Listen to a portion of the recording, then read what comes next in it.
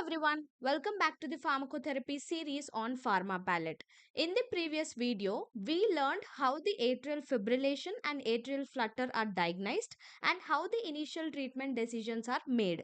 But treatment does not end there. Once the patient becomes stable, we still need to think about preventing stroke, maintaining the normal rhythm, and reducing the chances of getting future episodes. And before we complete this atrial arrhythmia section, we will also discuss about another commonly asked topic, that is PSVT. I know this series is a little long, but I hope you are getting more clarity with each video. Don't worry about memorizing everything right now. Just focus on understanding the concepts and the bigger picture will slowly come together. So let's continue this arrhythmia series.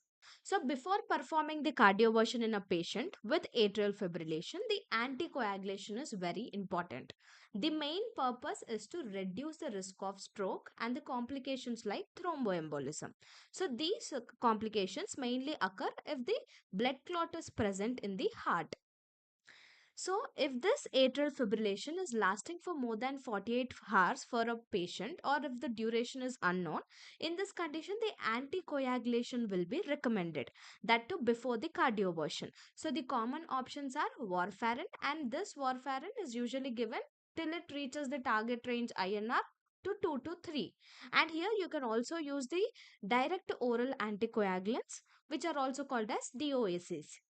And also, if this atrial fibrillation is lasting for less than 48 hours, in this condition, the cardioversion can usually be performed without any anticoagulation. In such conditions, based on the patient clinical complications, you can either give the unfractionized heparin or the low molecular weight heparin.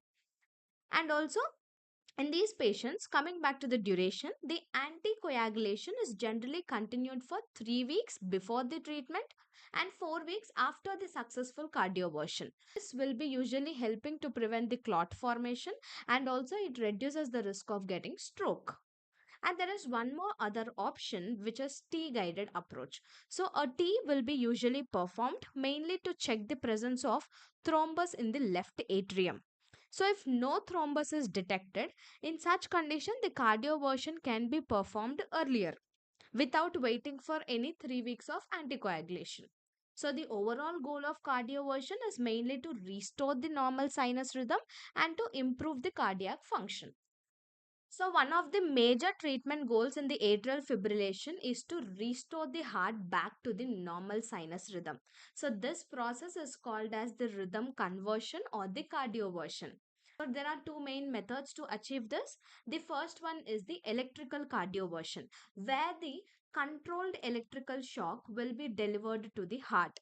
And second one is pharmacological or the drug cardioversion.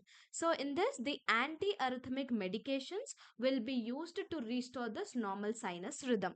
So in this electrical cardioversion, this is mainly preferred because this will be acting very quickly, and this electrical cardioversion is having the high success rate, that is usually around 80 to 90%, and it is especially useful when the rapid rhythm restoration is needed.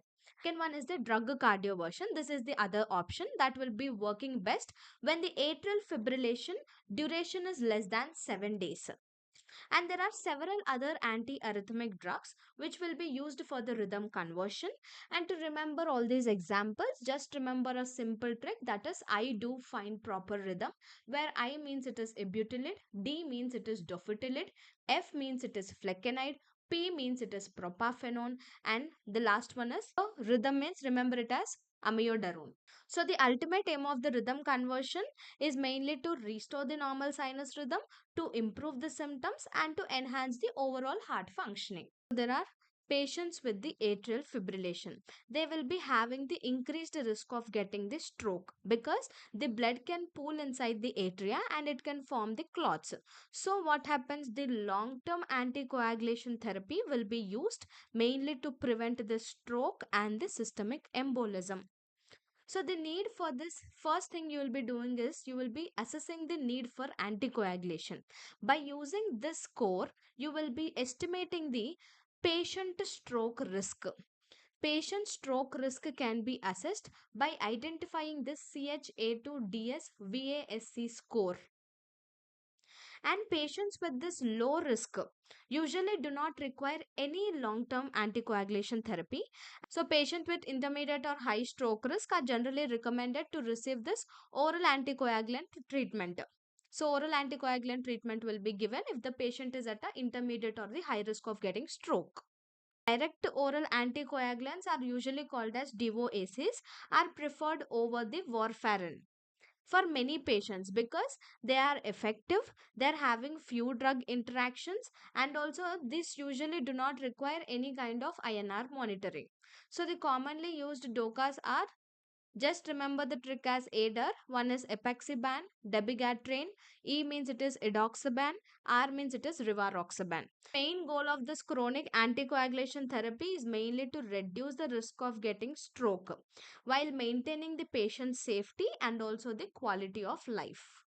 So, chronic antiarrhythmic therapy is used to prevent the reoccurrence of the atrial fibrillation in patients who continue to experience the symptoms in spite of the initial treatment. And the choice of this antiarrhythmic drug mainly depends on the presence or the absence of the structural heart disease.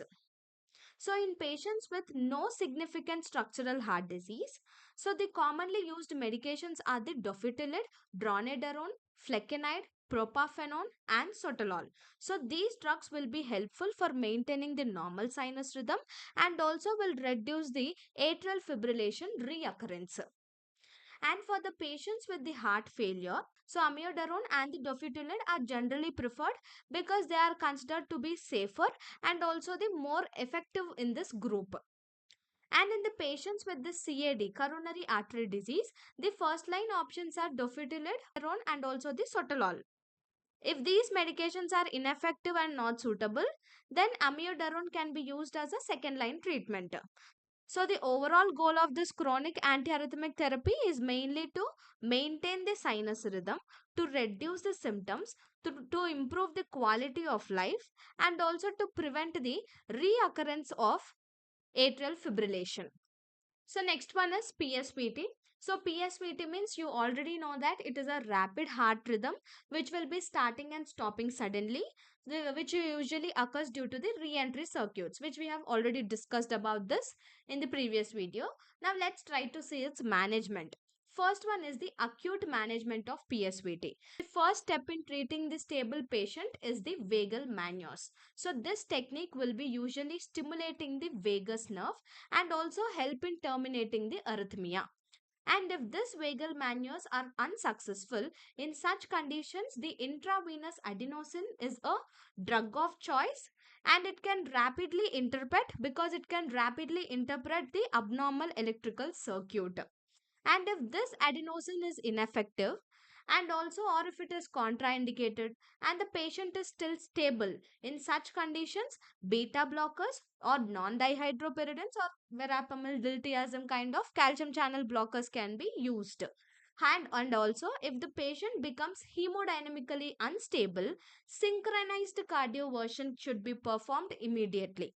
And coming back to the long term prevention, for a long term prevention, patients should try to avoid certain common triggers like excessive caffeine, alcohol, stress, lack of sleep, and also in case of medications like this, beta blockers, non dihydropyridines, calcium channel blockers can be prescribed mainly to reduce the recurrent episodes. And also, in certain selected patients, class 1C antiarrhythmic drugs, usually the flecainide and propafenone, can be considered.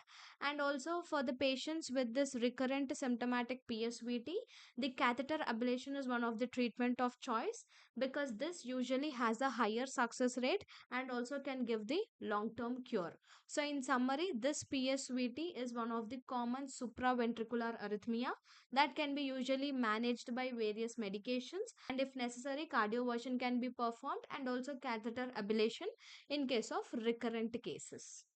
So today we covered the cardioversion, anticoagulation and the long-term management of atrial fibrillation along with PSVT. Take a moment and think about how much we have already covered. At the beginning, arrhythmias may have looked like a collection of complicated terms, but now we are starting to understand how these rhythms are actually managed in the real patients. But we are not done yet. Some of the most dangerous arrhythmias are still waiting for us. What happens when abnormal rhythms originate from the ventricles? Why are the ventricular tachycardia and ventricular fibrillation considered the medical emergencies?